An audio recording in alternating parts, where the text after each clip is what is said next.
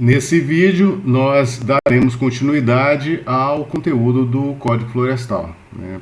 Partindo do pressuposto que nós fizemos uma abordagem geral sobre o Código Florestal, depois envolvendo a área de preservação permanente, reserva legal, e agora exatamente entraremos em algumas particularidades que são extremamente relevantes aí na compreensão deste diploma legal, ok? E aí, essa temática como um todo, nós iremos fazer alguns vídeos, eu não sei quantos agora, mas vai envolver o tema área de uso restrito, supressão de vegetação para uso alternativo do solo, regime de proteção das áreas verdes urbanas, cadastro ambiental rural, exploração e reposição florestal, controle da origem de produtos florestais, dentre outras temáticas, né? A cota de reserva ambiental, a agricultura familiar, e vamos fechar o Código Florestal com a discussão envolvendo o Programa de Regularização Ambiental, que é o PRA. Então são essas temáticas que nós iremos estar nesse bloco e distribuir em alguns vídeos, estaremos aí discutindo. Pois bem, áreas de uso restrito estão previstas lá no artigo 10 e 11 do CFLOR e envolve os pantanais e planícies pantaneiras, em que é permitido a exploração ecologicamente sustentável. Então nós observamos, é considerado como áreas de uso restrito e tem uma peculiaridade diferenciada, que não exclui, é importante que se fale, que não exclui as APPs e a reserva legal. Então, pelo fato de estar inserido no bioma pantanal, é necessário entender exatamente que a forma de exploração que se admite em tais localidades é aquela que seja necessariamente sustentável. Exatamente por isso é considerado como áreas de uso restrito. Nós temos também consideradas como áreas de uso restrito as áreas de inclinação entre 25 graus e 45 graus. Localidades em que são permitidos o manejo florestal sustentável, exercício de atividades agro-silvopastoris e manutenção da infraestrutura física associada ao desenvolvimento das atividades. Então essa é a segunda modalidade de área de uso restrito. Então nós temos Pantanal e nós temos áreas com inclinação entre 25 e 45 graus. O que eu reforço é exatamente o seguinte: não exclui as APPs e muito menos a reserva legal. Pois bem, nesse segundo particular, que é das áreas com inclinação entre 25 e 45 graus, é vedada ou proibida a conversão de novas áreas para o uso alternativo do solo, exceto nos casos de utilidade pública e interesse social. Então essa é uma particularidade. Nós já falamos sobre os casos de utilidade pública e interesse social, que os exemplos foram mencionados, estabelecidos e discutidos particularmente lá nas APPs. Então são situações que caracterizam áreas de uso restrito. É considerado como espaço territorial especialmente protegido? Sim, da mesma forma que reserva legal e área de preservação permanente. Pois bem, nós temos uma outra nomenclatura, um outro instituto dentro do CFLOR que fala sobre o uso ecologicamente sustentável dos apicuns e salgados, que está lá no artigo 11A do CFLOR. E no caso dos apicuns e salgados, é exatamente na zona costeira, que é o que se admite, e ao mesmo tempo o que é permitido são atividades de carnicicultura e salinas.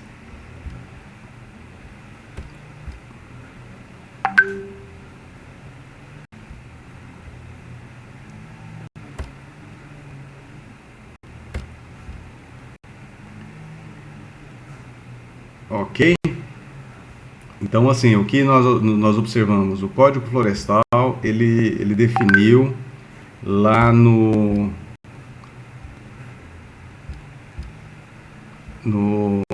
artigo 3º o que vem a ser apicuns e a configuração de salgados. Então, o que justifica essa inserção, vamos procurar aqui, CFLOR, Lei 2.651.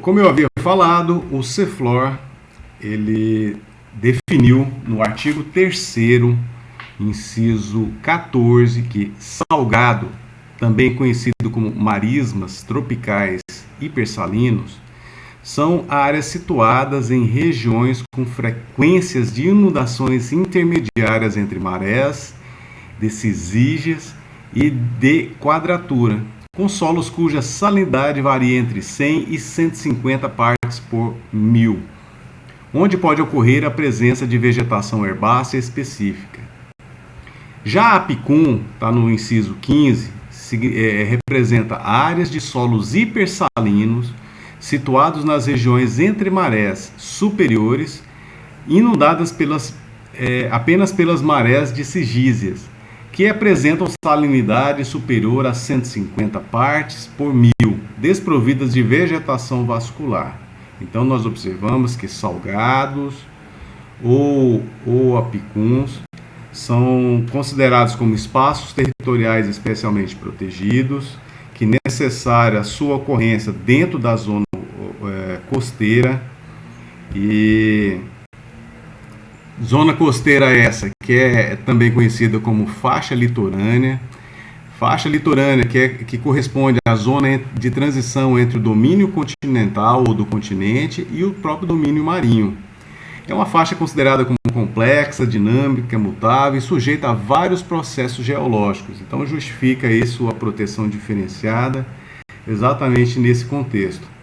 A ação mecânica das ondas, das correntes, das marés são importantes fatores modeladores das zonas costeiras, cujos resultados são formas de erosão ou formas de deposição. Então nós observamos que esses espaços territoriais especialmente protegidos, eles ocorrem especificamente na zona fronteira, na zona costeira. E é exatamente por essa sua configuração voltada aí para a sua interligação, a sua relação direta com o mar e continente, que propicia áreas diferenciadas e que admitem então somente uma utilização que seja sustentável, é o que propõe o próprio Código Florestal. A atividade de carnicicultura, ela é um ramo da aquicultura que designa o cultivo de crustáceos como valor comercial, tendo por principal espécie exatamente os camarões. Então essas são situações que são admitidas, evidentemente que com aval do órgão ambiental competente, exatamente quando praticada de modo ecologicamente sustentável. Outra temática dentro dessas novas abordagens do Código Florestal é a supressão de vegetação para uso alternativo do solo, ou VAS. Então, a supressão para uso alternativo do solo representa exatamente a substituição de vegetação nativa e sucessoras por outras coberturas do solo, como atividades agropecuárias, industriais, geração e transmissão de energia, mineração, transporte, assentamentos urbanos ou outras formas de ocupação humana. Então, a definição está estabelecida no artigo 3º, inciso 6º aí do Código Florestal. E a implicação é exatamente por isso que fala uso alternativo do solo, Exatamente, para que ocorra esse uso alternativo do solo, necessário se faz, primeiro, tirar a vegetação que existe naquela localidade. Esse é um primeiro aspecto, que é exatamente a substituição por outras atividades. Então nós observamos, esse rol é um rol exemplificativo. Então, em vários momentos nós já falamos, iremos falar de novo sobre a supressão de vegetação para uso alternativo do solo. Então, uma das implicações que nós, só como exemplo, nós já mencionamos, é que, no caso da reserva legal de imóvel rural, posse ou propriedade de até 4 módulos fiscais, que no caso de Roraima é de 320 a 400 hectares atualmente, as infrações, os ilícitos, a não observância da reserva legal até 22 de julho de 2008, elas deveriam ser consideradas tão somente aquilo que já existe, aquilo que foi detectado naquele momento, naquele marco temporal. No entanto, exatamente o seguinte, é impeditivo para a regularização fundiária nesse ponto, das infrações que ocorreram, a ampliar a área para uso alternativo do solo. Então é uma situação vedada, esse é um dos exemplos. Então é necessário, para a validação dessa supressão, autorização do órgão ambiental competente. Ter cadastro ambiental rural, que nós iremos estar falando também. Prioridade para para ocorrer esse instituto é reposição florestal com espécies nativas. Então nós observamos que existe essa peculiaridade também, que deve ser observada, que deve ser atendida, deve ser levada em conta exatamente para permitir aí a supressão da vegetação. Então, como forma de reposição. E é vedado no caso de área considerada como abandonada. Então são critérios que devem ser sopesados pelo órgão ambiental para permitir, diante de outras questões, a supressão da vegetação para uso alternativo do solo. Não é qualquer localidade, existem restrições que têm que ser atentadas aí pelo órgão ambiental e aquele que tem interesse em praticá-la. Nós temos aí uma supressão de vegetação por um maquinário pesado, não totalmente incompatível com o Instituto do Manejo Florestal. Não tem como saber se essa área é uma área de reserva legal, que se for de reserva legal está totalmente equivocado o processo. Se não for área de reserva legal, for uma área livre, área de uso, é possível sim a supressão a corte raso, desde que haja autorização do órgão ambiental competente. Nós temos também, a todo momento, nós falamos aí das implicações do Código Florestal nas áreas urbanas, e aí nós temos um instituto que trata do regime de proteção das áreas verdes urbanas. Então, estabelece uma particularidade em relação a essa temática. O município deve criar áreas verdes urbanas. Então, nós observamos, é conteúdo da disciplina de Direito Urbanístico, como obrigação dos municípios na aprovação de parcelamento do solo urbano, especialmente loteamento e desmembramento, a criação de áreas verdes. Então existem algumas questões não só urbanísticas, mas voltadas para o cunho florestal, que são norteadas pelo próprio CEFLOR.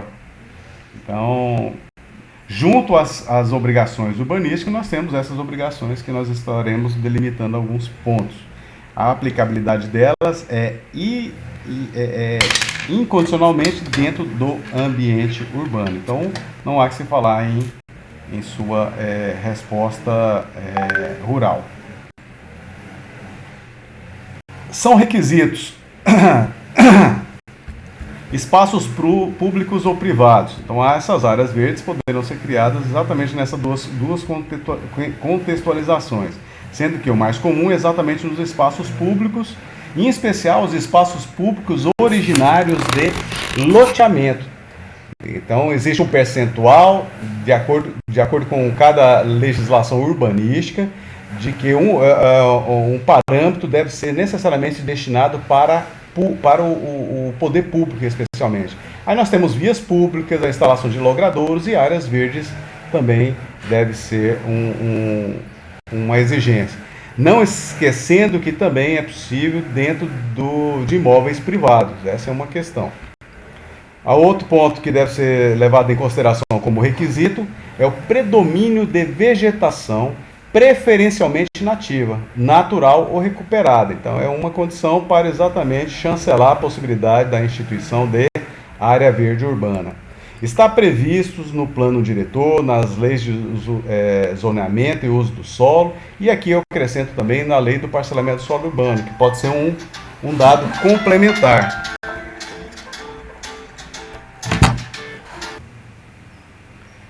Também, como requisito, que sejam áreas indisponíveis para a construção de moradias. Então, aqui mostra a incompatibilidade exatamente desse fim de moradia, de residência, por exemplo, para a instituição de área verde. O destino, ou seja, a finalidade, o que se propõe com a criação das áreas verdes, evidentemente que é exemplificativo: recreação, lazer, melhoria da qualidade ambiental, proteção dos recursos hídricos, bens e ou manifestações culturais, melhoria e manutenção paisagística. Como eu falei, dentre outras situações, nós podemos observar que dentro do ambiente urbano também as áreas verdes poderão, é recomendável que elas propiciem corredores ecológicos junto com áreas de preservação permanente. Então elas poderão estar próximas à área de preservação permanente. Não é a mesma coisa de área de preservação permanente, mas é importante contextualizar e valorar também dentro do ambiente urbano a possibilidade aí de fomento e aumento das áreas de corredores ecológicos urbanos. Então aí nós temos uma repercussão urbana do Código Florestal também. Aqui nós temos uma imagem bem interessante que mostra o Central Park, é uma área verde muito significativa, muito relevante, dentro de uma cidade, uma das cidades mais adensadas com população do planeta, né, que é Nova York. Então, aqui mostra a compatibilização do ambiente urbano com o ambiente verde, e aí essa situação, se fosse em qualquer localidade do Brasil, poderia se configurar como área verde sem problema algum. Instrumentos para a criação das áreas verdes urbanas. Nós temos o direito de preempção ou de preferência para aquisição de remanescentes florestais relevantes.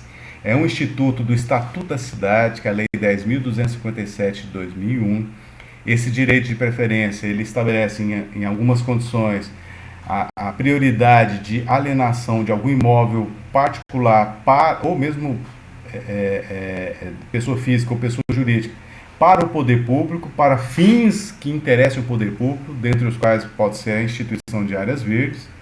Então esse direito de preferência é um direito que dá preferência ao próprio poder público, em especial situações que justifiquem, né? Então, e a situação que justifica aqui já está demonstrado, né, que é a aquisição de áreas remanescentes, de remanescentes florestais relevantes no ambiente urbano.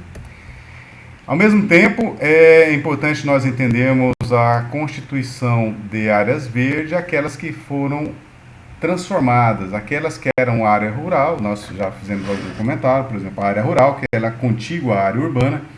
A área rural, uma propriedade ou posse rural, ela pode estar dentro de uma área urbana, uma área de expansão urbana.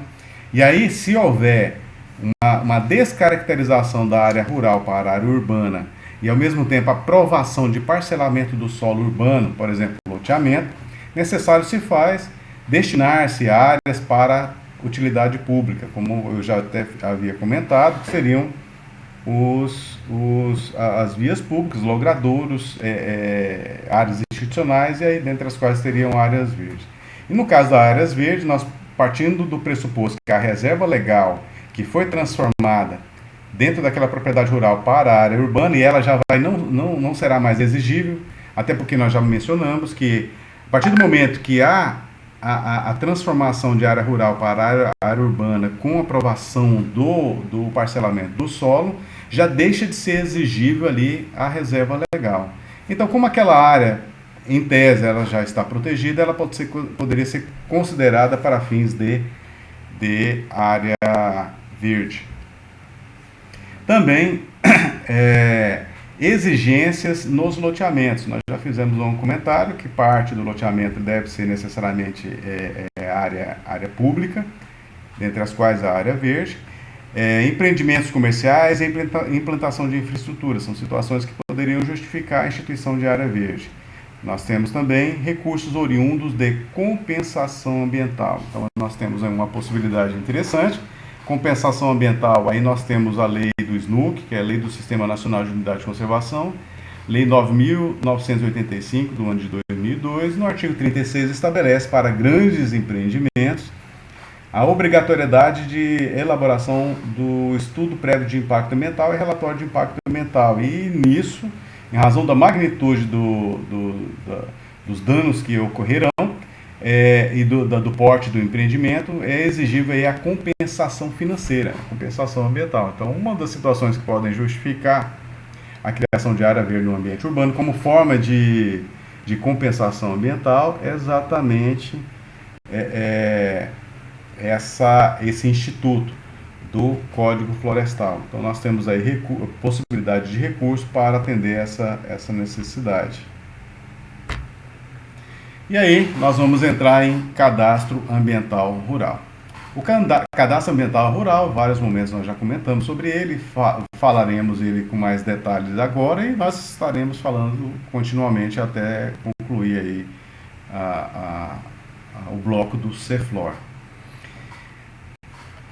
O cadastro ambiental rural é um registro público eletrônico obrigatório para todos os imóveis rurais, com a finalidade de integrar as informações ambientais dos imóveis rurais. Então, nós observamos que é um registro, é um ato necessariamente público, utilizando-se do mecanismo virtual, de informação virtual, e é um cadastro ambiental que, até pela nomenclatura realmente, cadastro ambiental rural, se aplica aos imóveis rurais, envolvendo posse e ou propriedade rural.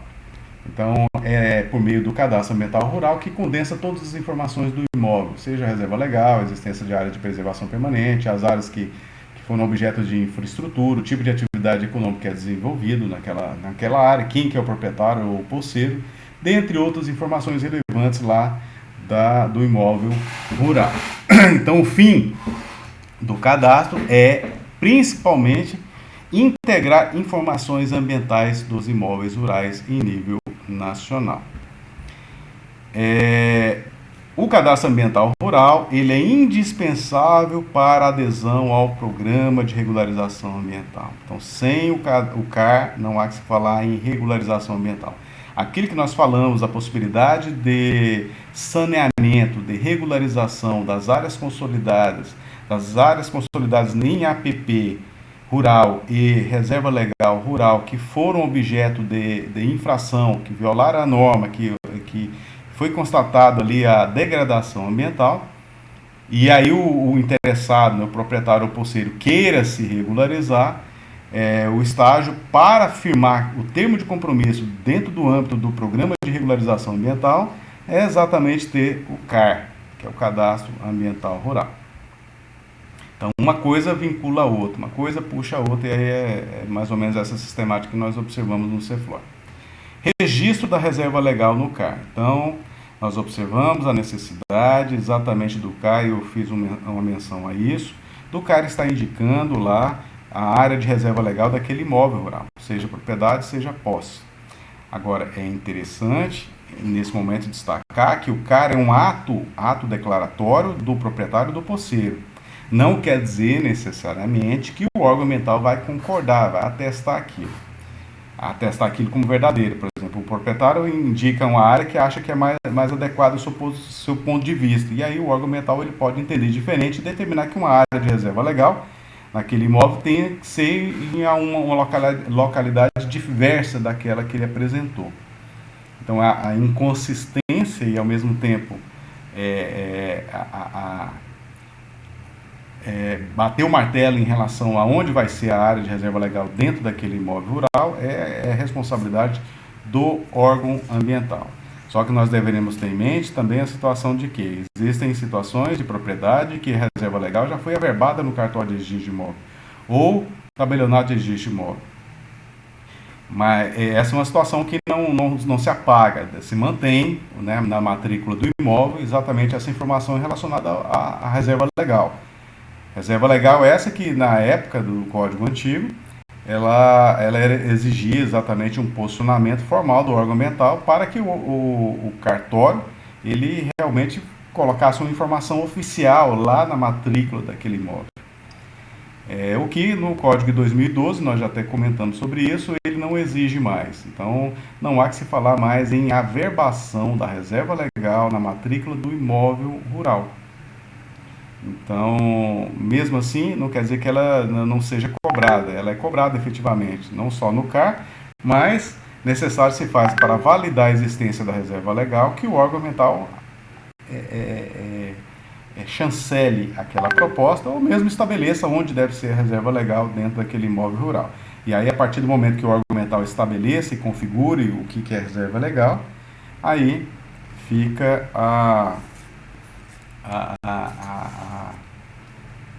o referencial, o parâmetro exatamente do que deve ser objeto de reparação, objeto de cumprimento das exigências de proteção da reserva legal como um todo. Então é necessário dizer exatamente o seguinte: aquele imóvel rural, posse ou propriedade que não tenha reserva legal, ele vai passar a ter que indicar efetivamente, e o órgão ambiental vai avaliar onde, se está correto, não está correto, essas condições. E aí, a partir do momento que ele faz isso, isso representa exatamente um registro, que é uma garantia não só para o proprietário, para o posseiro, mas também no caso deles quererem vender. E aí o adquirente tomar conhecimento do que foi realmente aprovado pelo órgão ambiental competente. E aí ele vai poder exatamente ver se aquilo que foi aprovado está de fato protegido. Então é uma segurança que é exigível em situações de alienação imobiliária. Competência. A competência para o cadastro ambiental rural é preferencialmente do órgão ambiental municipal ou estadual. Então aqui o próprio termo preferencialmente, ele não quer dizer necessariamente que seja unicamente. Então pode ser feito exatamente o CAR junto ao órgão ambiental do município ou mesmo do estado. O que é mais comum em nível de Brasil é o CAR ser feito em nível de estado. É importante dizer que o cadastro ambiental rural, por ser um ato declaratório em que o proprietário ou posseiro que presta essas informações para o órgão ambiental, ele não é título. Ele não representa titularidade, ele não é um documento público, até porque foi feito por particular, que encaminhou para o poder público acompanhar e avaliar aquelas informações imobiliárias. Ele é gratuito, o CAR é gratuito para o agricultor familiar, inclusive com obrigatoriedade do poder público prestar o devido apoio técnico e jurídico para exatamente o proprietário ou posseiro considerado como agricultor familiar prestar as informações devidas aí e qualificadas em relação aos dados que deverão estar inseridos aí no CAR. Então é gratuito exatamente nessa configuração. Está aí uma imagem, né, do site, buscando o site do órgão ambiental do Estado, que é a Fundação Estadual do Meio Ambiente e Recursos Hídricos, que é a FEMAR. Nós observamos lá a informação falando do CAR. E aí, clicando naquela informação, aparece essa imagem do CAR, ligado à Fundação Estadual do Meio Ambiente e Recursos Hídricos, né, da FEMAR, e algumas implicações do CAR, algumas informações relevantes do CAR para aqueles que tenham interesse nessa temática, evidentemente. Ok? Então, são requisitos do CAR. Identificação do proprietário possuidor, né? A qualificação de quem que se intitula como tal. A comprovação da propriedade ou posse, aí os documentos, no caso da propriedade, tem lá a matrícula do imóvel no nome da pessoa, uma certidão dela, uma cópia. No caso da posse, contrato de compra e venda ou qualquer outro documento de escritura pública, conforme o caso, qualquer documento que indique essa condição. Identificação do imóvel com planta e memorial descritivo com coordenadas geográficas do. Então, necessário se faz uma informação técnica que delimite algumas questões exigíveis minimamente. Vai depender do órgão ambiental que vai pode ampliar esse leque de informações e não diminuir. Então tem que estar indicado o perímetro do imóvel, ou seja, a área circundante do imóvel, é, o, a, na imagem mostrar exatamente os limites lá do imóvel como um todo, o perímetro, o tamanho efetivamente, a existência de remanescentes da vegetação nativa, e nesse caso aqui não fala de reserva legal, não fala de área de preservação permanente, não fala de área de uso restrito, nem nenhuma outra. Aqui, tendo vegetação nativa remanescente, necessário se faz a sua indicação exatamente na planta e memorial descritivo. A indicação também das áreas de preservação permanente. Aqui não fala se é só dos cursos d'água, corrente, dos lagos naturais, as nascentes, veredas, topo de morro, montanha, e aí etc. Então, aqui fala APPs. Tendo APP, tem que indicar as APPs no imóvel. As áreas de uso restrito também têm que ser indicadas, as áreas consolidadas, ou seja, aquelas passíveis de regularização tem que estar indicada, são aquelas áreas que ocorreram as degradações, tenham sido elas objeto de autuação ou não por parte do poder público, com a responsabilização estatal, tem que indicar. Então, aqui nesse caso é interessante, em razão daquilo que nós já falamos no último vídeo da reserva legal, que existe uma situação daqueles que foram autuados por descumprimento às obrigações relacionadas à reserva legal, área de preservação permanente e área de uso restrito, até 22 de julho de 2008, e aqueles que, mesmo tendo praticados até essa data, eles não tenham sido autuados pelo poder público. Então, pelo fato de não terem sido autuados pelo poder público, eles vão ter que, mesmo assim, declarar essa informação, e nós observamos lá, no comentário que fizemos, que a própria lei estabelece que não poderá ser objeto de autuação, a partir do momento que já tivesse subscrito aí, já tivesse elaborado o programa de regularização ambiental e o proprietário posseiro ter assinado o termo de compromisso. Pois bem, e a outra situação é exatamente a reserva legal, está indicando ali no imóvel como parâmetro, ou seja, são todas as situações relacionadas ao imóvel que tenham interesse, deverão estar mencionadas ali, plenamente identificadas. Como eu falei, é exigível também a complementação de informações por parte dos outros órgãos ambientais competentes, se entender adequado. Então, aqui nós poderíamos acrescentar, por exemplo, qual o tipo de atividade que é exercido no imóvel, pecuária, agricultura, no caso de agricultura, que tipo de agricultura, no caso de pecuária, a forma, o espaço que está sendo desenvolvido dentro daquele imóvel rural, se tem piscicultura, se não tem piscicultura, a existência de barramentos não originários de curso da água corrente, se é menor do que 1 hectare, se é maior do que 1 hectare, a infraestrutura existente no imóvel, dentre outras situações que poderão ser objeto de complementação no CAR, que são importantes. Nós temos também como instituto do CEFLOR, que é a exploração florestal. Então, dentro desse instituto da exploração florestal, é o que justifica a viabilização dela por meio do Plano de Manejo Florestal Sustentável, o PMFS. Então, o Plano de Manejo Florestal Sustentável, ele vale para a área de reserva legal ou não. Então, nós falamos no bloco de reserva legal do Instituto do Manejo Florestal em reserva legal. Mas lá mesmo eu comentei que o manejo florestal ele pode ser em área além da reserva legal. Porque se a área de reserva legal é possível uso sustentável, aquela que não existe uma restrição do poder público é considerada como área livre de uso do proprietário. E se naquela área livre de uso do proprietário tiver floresta, ele pode também contemplar aquela área livre como objeto de exploração, de estudo dentro do plano de manejo florestal.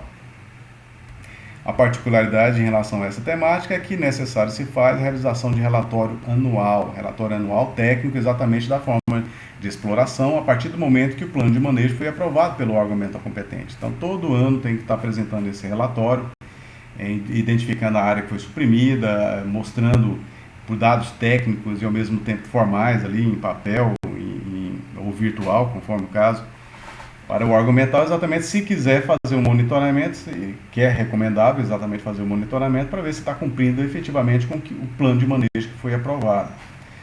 Então, aqui já indica que a vistoria técnica é uma condição também.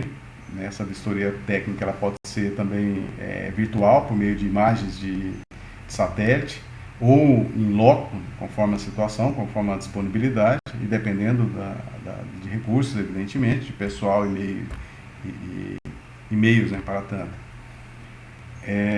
No caso do plano de manejo florestal sustentável em florestas públicas, e aí exatamente já faço um indicativo que florestas públicas ela pode permitir o plano de manejo florestal sustentável por privados. Então é possível se fazer por meio de leilão aí o uso de florestas públicas, mas o órgão competente para tanto é o IBAMA, levando em consideração essa particularidade. Então, a Lei de Gestão de Florestas Públicas, combinada com o próprio Código Florestal, aí permite essa modalidade em florestas públicas. No caso do estado de Roraima, nós temos a Floresta Nacional do Anauá. São isentos aí do Plano de Manejo Florestal Sustentável. Uso alternativo do solo. Então, aí de novo nós entramos naquela temática da possibilidade de supressão da vegetação ali e área contígua para outros fins. Então, não haveria que se falar em plano nessa situação. Localizados fora de APPs e reserva legal, ou seja, na área livre de uso do proprietário. Mas a questão que é interessante é exatamente o seguinte: se ele quiser fazer um uso sustentável da sua propriedade ou posse, ele deve contemplar as áreas que ele tem interesse econômico, mesmo elas não estando em APP e muito menos em reserva legal. No caso de atividade não comercial, também não é exigível o plano de manejo florestal sustentável, em sendo pequena propriedade ou posse rural familiar e populações tradicionais. Então, nós observamos que existe essa configuração exatamente para atender uma particularidade, razão pela qual, se o fim é não comercial, não há que se falar em plano de manejo florestal sustentável. Aqui na imagem nós temos aqui um indicativo do plano de manejo, algumas observações relacionadas à sua realização. Eu achei bastante interessante, porque para a sua realização nós observamos a necessidade do inventário, e o inventário é nada mais, nada menos do que a identificação técnico-científica das espécies, aquelas que têm capacidade econômica importante, porte já adequado para fins de supressão, daquelas que não têm. Então faz o inventário identificando aquelas espécies que têm, seriam objeto de supressão de um modo técnico qualificado, e aí estaria dentro do plano de manejo. O tipo de corte que pode ser feito numa situação como essa, a técnica a ser utilizada, os meios a serem utilizados, a organização de como deve ser feito esses cortes, talhões, faixas, a documentação relacionada e pertinente para a supressão daquela espécie ou daquelas espécies, e ao mesmo tempo depois a alienação, transporte e destinação. A avaliação e aprovação do órgão ambiental competente, aqui está falando do IBAMA, mas esse exemplo pode valer para qualquer outro órgão competente. A existência ou não de financiamento para a implementação de medidas relacionadas ao plano de manejo. E acompanhamento, no caso, monitoramento e fiscalização do órgão ambiental competente. Então, nós temos aí um ciclo, e esse ciclo ele pode envolver a propriedade como um todo, como nós falamos, lembrando que a particularidade envolve a reserva legal e áreas que possam estar além de reserva legal e não pode contemplar área de preservação permanente, mas a técnica do plano de manejo florestal ela permite um uso por quadrantes de áreas a serem exploradas, não se permite a íntegra, a exploração como um todo, até porque necessário se faz analisar se a possibilidade de exploração por quadrantes ao ponto de permitir, quando se chegar ao último quadrante daquela área total dentro do plano de manejo, ser um tempo razoável que permita, por exemplo, já voltar para a primeira área, aquela primeira área já permitir o mesmo processo de utilização sustentável ou exploração sustentável de floresta. Nós temos também o Instituto da Reposição Florestal.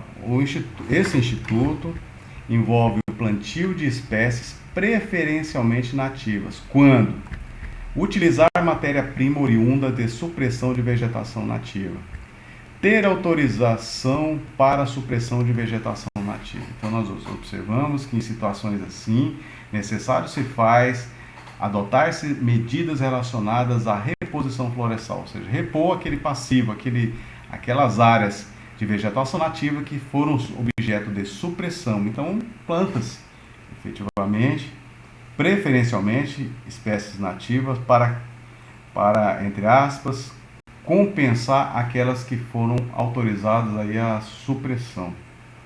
É exatamente nesse contexto que nós deveremos levar em conta essa particularidade.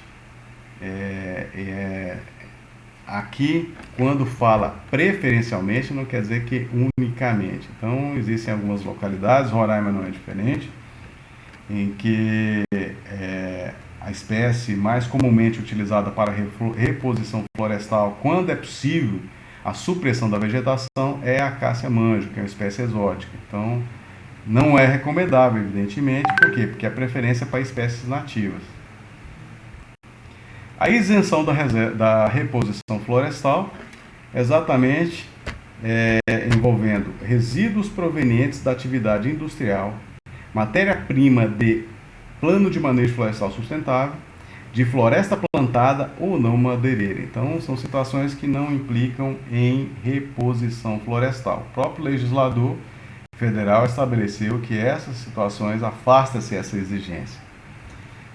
Nós temos uma outra particularidade, que é um outro estudo, que é o Plano de Suprimento Sustentável, que é o PSS, exclusivamente utilizado para empresas industriais que utilizam grande quantidade de matéria-prima florestal, no caso das siderúrgicas e metalúrgicas. Então, nessa particularidade, necessário se faz a elaboração de um plano diferenciado, que é o Plano de Suprimento Sustentável, necessariamente a ser aprovado pelo órgão ambiental competente, e aí sim pode-se operacionalizar aí a supressão da vegetação e a sua utilização para a finalidade que essas atividades econômicas exigem. Pois bem, então aqui nós fechamos esse vídeo, nós iremos entrar em outro no segundo bloco.